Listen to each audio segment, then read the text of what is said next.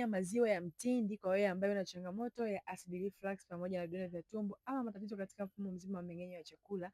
Ziko faida nyingi sana, lakini hapa takueleza faida chache tu ambazo ukizitumia zitakusaidia sana, au ukizifahamu zitakusaidia sana wewe kuelewa namna sahihi ya kutumia maziwa ya mtindi.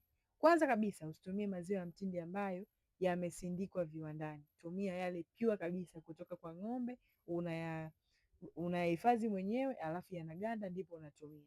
Faida ya kwanza, huwa inasaidia sana kuweza kuongeza bakteria wazuri katika tumbo lako na kurahisisha umeng'enyaji wa vyakula.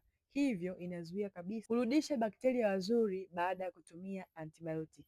Lakini faida nyingine ya pili, huwa inasaidia sana kutuliza kiwango cha asidi katika tumbo ili kisipande katika umio. Lakini sababu nyingine ya tatu, inarahisisha sana katika umeng'enyaji wa vyakula.